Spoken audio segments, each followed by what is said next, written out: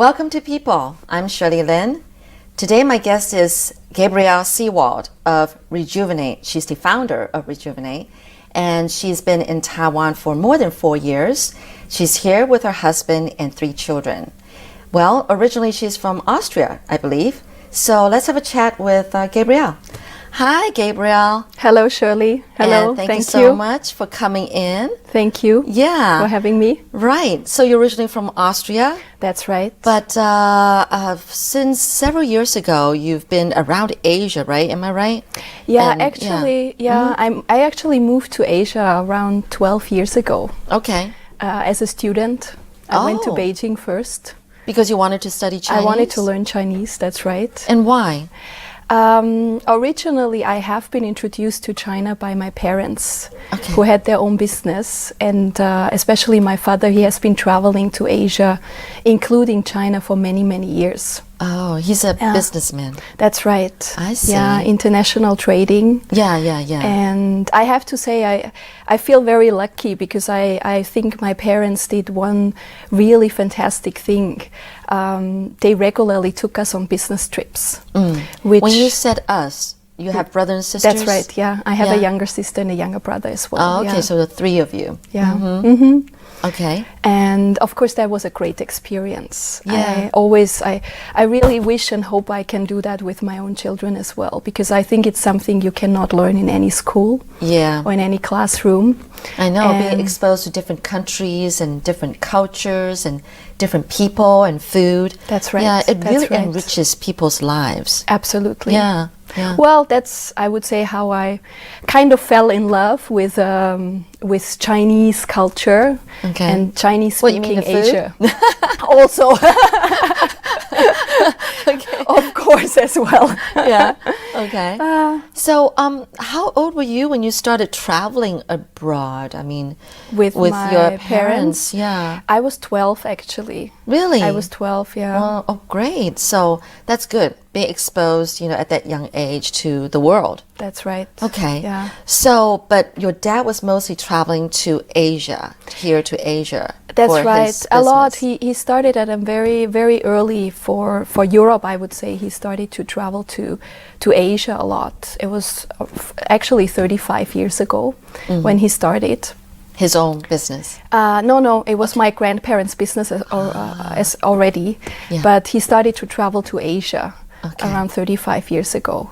And he took me and my sister the first time to Asia on a business trip when I was 16. And we went to Hong Kong, we went to China, and I declared to my dad back then that I want to learn Chinese. Oh. Do your parents speak Chinese? No, they don't. Just Okay. very little. Yeah. Like ni hao and Yeah. 再见 and 谢谢, those kind of things. Oh, okay. But of course, they could relate to it, right? Yeah. They were very supportive that I wanted to learn Chinese. Why? Because they themselves were exposed to it. Right. They saw the opportunities arising. But I meant like why?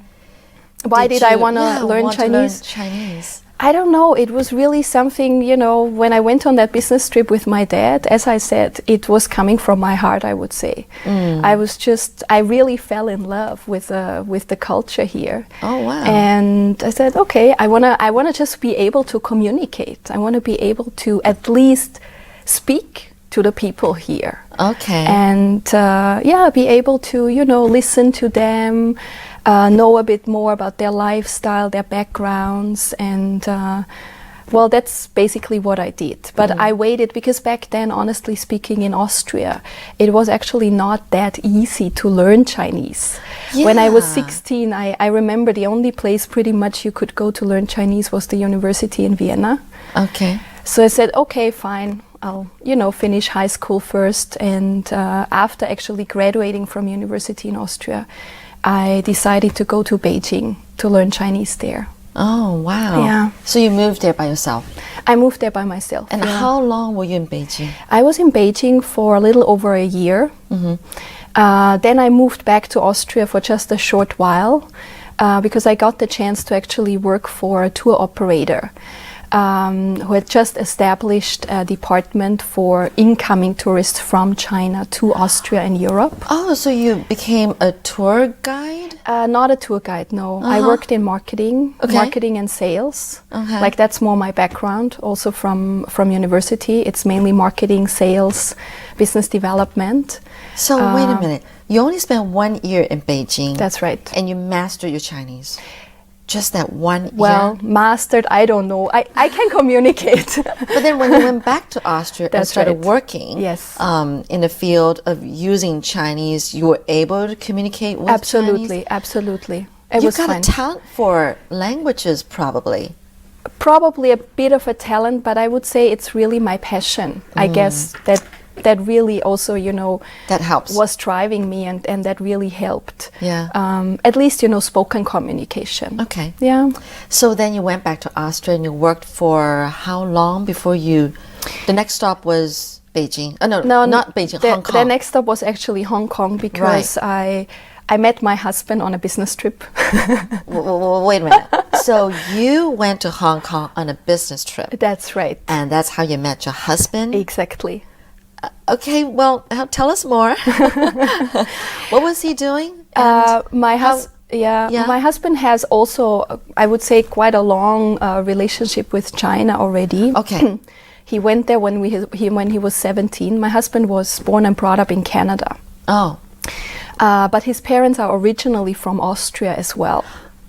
And I was just going to say, the Seewald, that last name. Yes, that's right. It's Austrian. It's Austrian. Okay. It's a very Austrian name, yeah. Okay. But he was born and brought up in Vancouver. And his dad was in the construction business.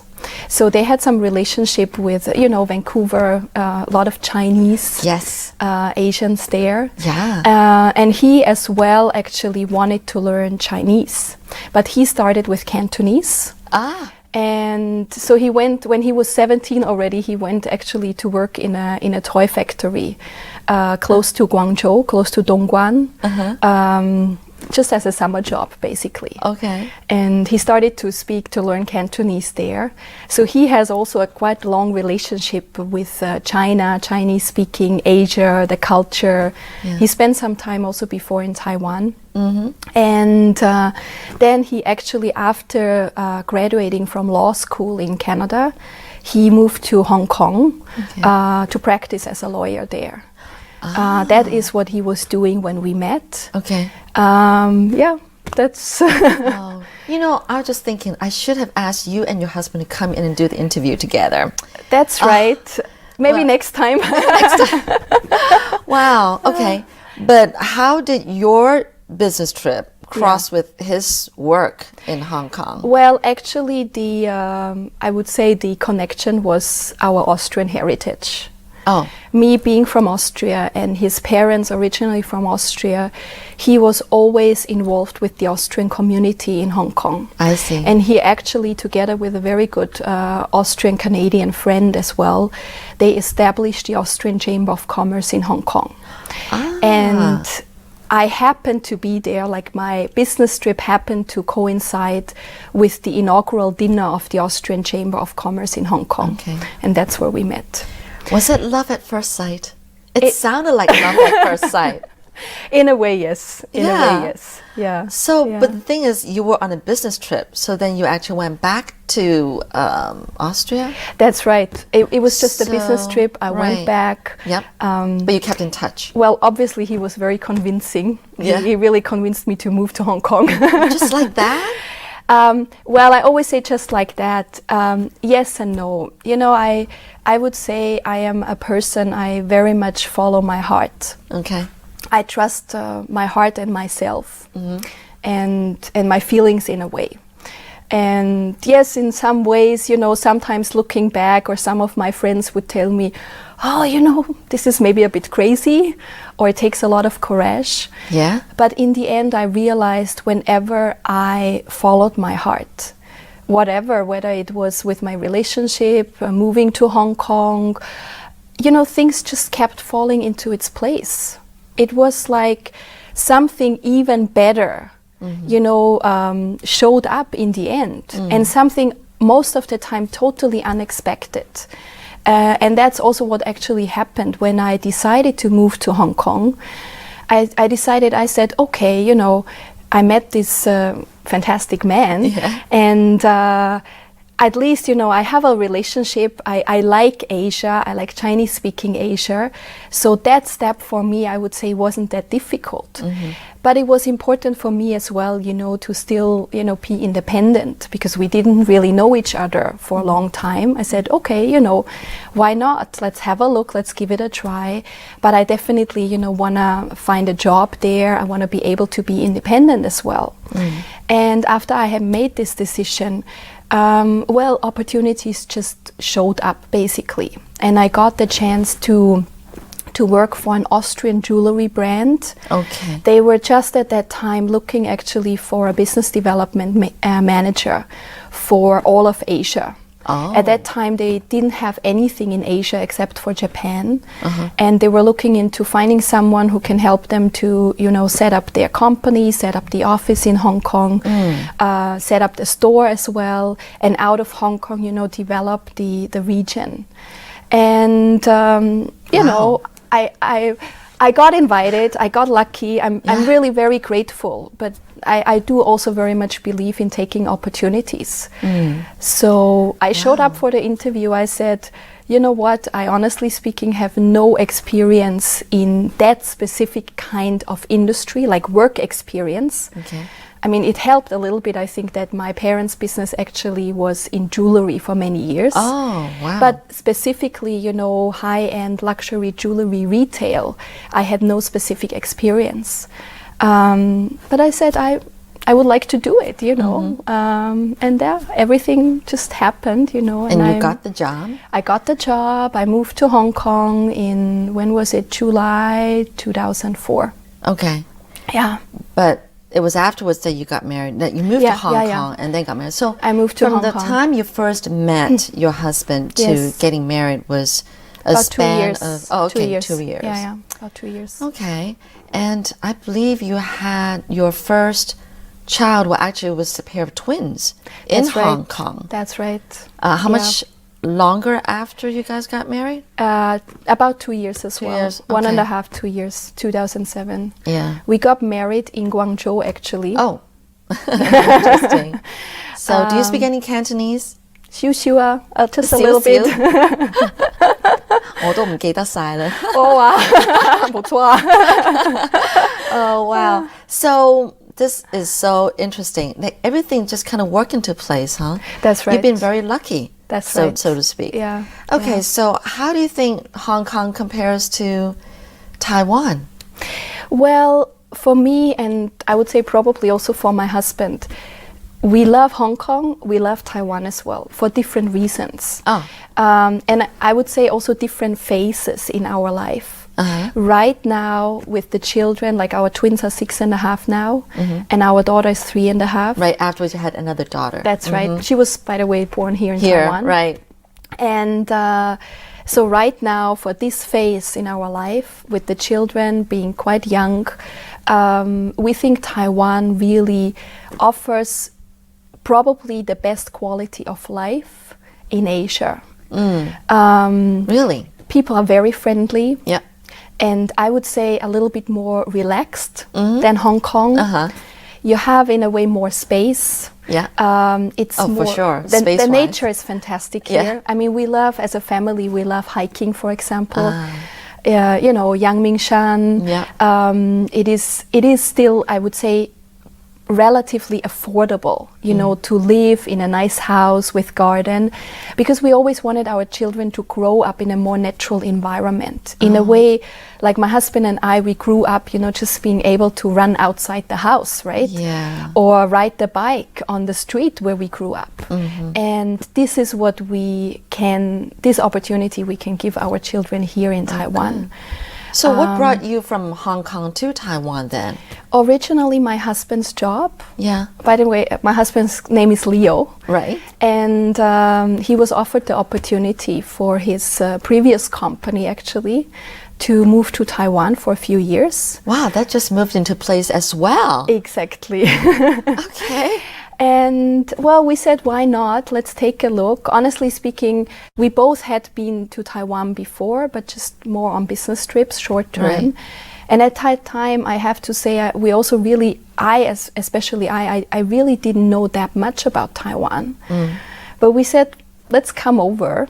And originally, we were actually just planning to stay 2-3 years and then move back to Hong Kong. Oh, really? However, after we moved here, first our daughter was born, Right. which we're very happy about. And then So the twins are boys? the twins are boys, Okay. yeah, they're both boys, yeah. And then we realized we really enjoy the lifestyle here. We enjoy the quality of life, the nature. And then the opportunity for me came along to start my own business here. Right. So we realized, we said, okay, you know, we actually like to stay longer. We like to stay for a while. And so we, last year, 2013, we actually made the decision that we want to stay in Taiwan. I would say for at least, if possible, another 3-4 years. Okay. Because our boys, our twins, Leo and Philip, they started elementary school. Okay. 2013. We think as well the education is very good here because we want our children to learn Chinese. Yes, by the way, Leo and Gabriele put their children in local schools here in Taiwan. That's right, yes. This is amazing. How did you decide to do that? I guess it has to do with what common decision or, you know, what you want for your children that you decide to put them in local schools. Yeah, yeah. Yeah. Why? Well, is that? I would say the key decision factor for us was the Chinese. Okay. Because we said they will be growing up in Chinese-speaking Asia. Like for us, this is home. Whether it's Taiwan or probably later on Hong Kong, South China, or between the places, this is home for us. So they will be growing up here.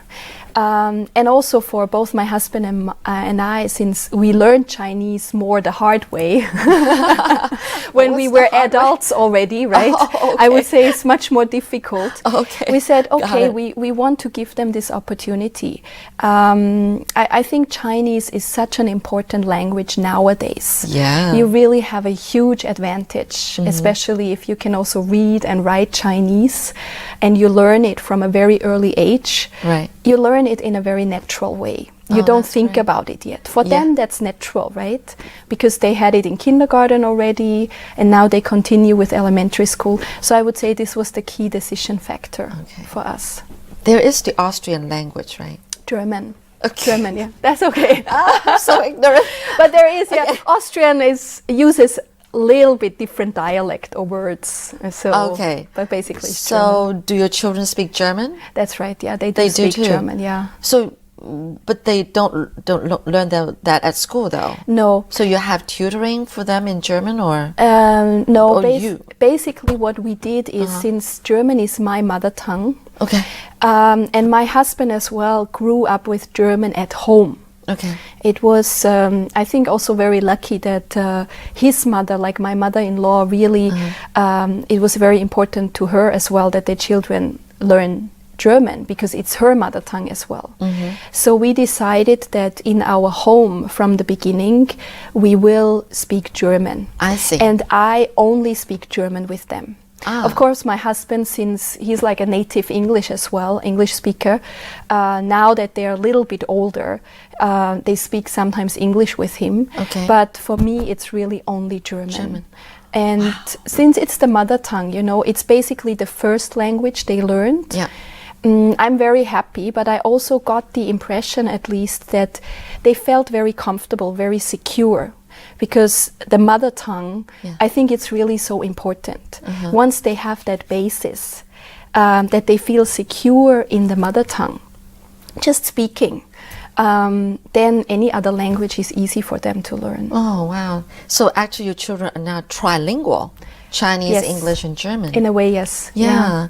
So you speak to them in German, your husband speaks to them in English, and then they learn the Chinese at school. That's right. And then with the classmates. Yes. Wow. You know, I could never do that with my children. I know that my other colleague Yeah. She would talk to her children in English. Yeah. And whereas her husband would talk to them in Chinese, so they grew up being bilingual. Yeah. And I thought, I want to do the same thing too, but I just couldn't do it. You know, it just takes, I just didn't have the perseverance, I guess. I only managed to persevere for maybe like a week or two. Okay. Because every time I talked to them, my kids when they were younger in English, they're going like, "Mama 在说什么? What is mom saying?" And then they'll turn to my husband and said, "What's mom saying?" And I was like, "Oh, this is too tiring, you know. I feel like I have to say in Chinese and then, no, what was it? Say it in English and then translate into Chinese for them. Yeah. Then what's the point?" So eventually That's right. I gave up. Yeah. So I don't know how could you and Leo do it? I find it so hard. Well, it is not always easy. I agree with you. Yeah. But may I ask, your mother tongue is Chinese as well? You're right. What is my mother tongue? Because I left Taiwan when I was 5 years old. Yeah. And we moved to Hong Kong, and that's where I learned Cantonese. And then when we moved to Japan, well, we went to international school. Yeah. So it was in English, except for the Japanese classes, we learned Japanese. Okay. And then to the States, then I've been using English ever since I went to college. So I would say, I don't know. Yeah. It's either English or Chinese. English or Chinese. So that's where the problem is, because I couldn't even figure out what my mother tongue is. Well, I would say it probably is a bit more tricky then. Really? In our case, at least, it was very easy for me, because for me, very clear, you know, I grew up in Austria, so my mother tongue is German. Right. And I think one thing that really helped, especially at the beginning, was that my husband Leo also speaks German very well, because they spoke German at home.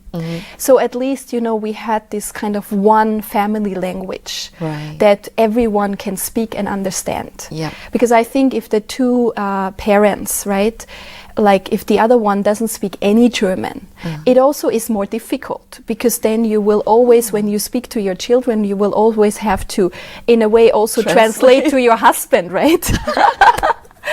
So I think that actually helped a lot, with the German. Yeah. Okay. Well, anyway, but that is great. So everything would just kind of work really well. You know, I got the feeling that things have always been going so well for you ever since you were a child. Was there any hardship at all? Yes. Any times of failure? Yes. Which is not considered bad. No. Yes? Yes. What was it, and when was it, and what happened? Yeah. Well, thank you for asking, because I know, I think that's actually a very important point, because I know that people often tell me, you know, well, for you everything just seems to go so, you know, smoothly. And well, the truth is, of course, I think as every person in every life, I've had hardships as well, and failures, or health issues, all kinds of things. And most of the time, to tell you the truth, when I had really great things happening in my life, like the first time when I met my husband, or when our children were born, at the same time I would actually also encounter the other side of things, meaning there would also be a big challenge in that. The first time when I met my husband, honestly speaking, the big challenge was that I was in a relationship in Austria for many years. I was not married, but I was in a relationship, and you know, I had built up my life there. So it was a big challenge in there as well. How to, you know, be able to solve that in a good way. Or when I had the children, I encountered a lot of health issues after giving birth. Whether it was with my skin rashes, very low energy level, my liver was totally you know, toxified towards the end of the twin pregnancy. And then, of course, also with the business here in Taiwan, you know, starting a new business from scratch, from zero, just 2 years ago, naturally, I do encounter a lot of challenges. But I realized in a way that whatever it was that I encountered, even in the situation, it sometimes was very difficult and very hard. And there was sometimes, it required for me often to really, you know, make changes. Start with myself, make changes, come back to, you know, who I really am, be myself, and take the necessary steps. And sometimes in certain phases of my life, yes, it has actually at that time affected me a lot. You know, I didn't feel well, I didn't sleep well, as, you know, almost I would say everyone sometimes has that experience in certain phases. But at the same time, I also know that I always learned from it. And there was always something, this is me, you know, I always try to find what's the good thing in everything. Okay. What is it that I can learn that helps me to move on, to move forward? And, you know, I have probably one of the biggest lessons I have learned is to be able, you know, to go through challenges, but it is still actually my decision how I react to it. Okay. How, you know, I can still feel well. I can still be happy. I don't have to react in a negative way. And I think that helps a lot. You are a very positive person. Yes, That's how I I am. see you. Yes, I am. Yeah, That's true. that I helps. am. Yeah, that helps a lot. Okay. Yeah. Well, then that brings us to this business Yes. of yours, Rejuvenate. That's right. So I feel like it has a lot to do with how you, I mean, things that you went through yourself. That's right. That's why you started That's this right. business. Exactly. Interesting. Absolutely. So you want to talk about what this is? I mean, you Yeah. were trying to explain to me that they were actually, in the beginning, there were some products, you know. That's right. That uses natural resources and all that Yeah. kind of stuff, and how it originated from Germany, but then now you kind of choose products from Australia, and Yes. but then now you also add it in with seminars and That's right. giving, I don't know, speeches or conferences or you know, Yeah. forums about how to rejuvenate yourself. That's right. right. Yeah. So this is. It actually had. Now I realize it has a lot to do with yourself, of what It you is. went through. And That's that's why right. you started this That's thing. right. And That's you want right. to share with a lot of people Absolutely. in their workplace, in their health, in themselves, Yeah. either also on the complexion. Everything. Everything. Inside out, I would say. Inside out. Inside out. Inside Yeah. out. Yeah. So you want to talk a little bit about that? I mean, how did it got started? And Yeah. Yeah. I love to. Yeah, well, basically it started that the opportunity again came to me. As I have to say, I'm also very much a believer in opportunities. I do really believe opportunities come to everyone, but we have to recognize them and we have to take them if we want to. Okay. And in that sense, I'm a person, I like to take the opportunities to come to me. So it started about 2 years ago when a German company approached me to basically bring their product, their brand to Taiwan. Oh, so this company approached you. That's right. Another yes. lucky Yes, moment here. An opportunity Okay. that presented itself. Huh. So I looked into it and I realized, oh, this is so interesting, and in many ways it relates a lot to who I am and my experiences, because the product was natural and focused on cell care. Cell care. Cell care. So What exactly for the is it? skin. It's deeper than the skin. Is That's that right. Okay. It's really the cellular level. In a way, it's, you know, the smallest part, in a way, the cells that we are made up. Our whole physical body is made up of billions and billions of cells. And working with this brand, with this product, which focus mainly on the beauty, on the skin, I realized that, wow, this is really interesting. And I also learned a lot. I learned that there's a lot of new scientific findings as well in that area of cell care and our cellular system. And one of the latest actually scientific findings is that everything, meaning our mindset, so what we think, what we say, how we behave, what we eat, of course, like everything we take into our body, what we eat, what we drink, what we exercise, and how we do things as well as all the products we use every day, all the ingredients. We feed a lot of things every day to our body. Yep. And we are what we eat, isn't it? In a way, yes. Yeah. But eating is like actually physically eating food is Right. only one part of it, but Okay. an important part. But we feed so many things, in a way, information to our body, down to our cellular level. It's to a certain extent always absorbed and stored in the way of information in our cells. So, but they also realize, the scientists, that we really can do a lot. We can help ourselves or our cells to regenerate, Okay. to become more healthy, you know, to have better well-being, to have better energy, to have better vitality, to look better, to feel better, to look younger at any age. And this is the core of basically what we do. Wow. For people. But then, you know, realized starting with the brand and in a way, you know, evolving into other areas, as you mentioned, like we work a lot with experts now in that area as well, Taiwanese and international experts, where we give seminars, workshops, coachings as well, to help people, but also organizations. Because in essence, what's an organization or a company? It's made up of a group of people. Yeah. We help them to find the approach, the way, or even the product or service that works for them, that helps them to rejuvenate. Oh, wow. In everything, that's something very important to me. Like any person we work with, or any company, any product, we always look at, you know, that things are done with well-being, with integrity, with authenticity. And when it comes to the products, like you mentioned, the new skincare from Australia, Yeah.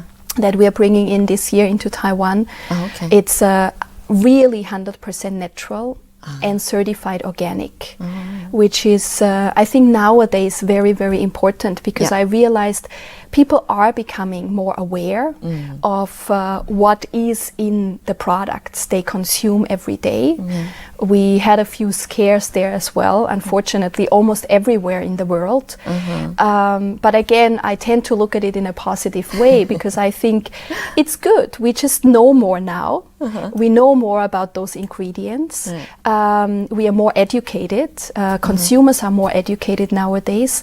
So we can also make more educated and conscious decisions about which products we use. All right. And Okay. Well, hey, yeah.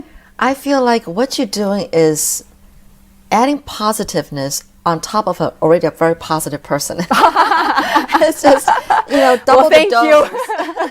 Double the dose. Thank you. Wow, it's really been a pleasure speaking with you and learning and hearing your story. Likewise. Yeah, Thank you very much for It's inviting really- me. Yeah, it's really and great for knowing giving you, me this Gabriele. opportunity. Okay. Likewise, Shirley. All Thank you right, very thank much. you. Thank you. Thank you so much for watching, people. I'm Shirley Lin.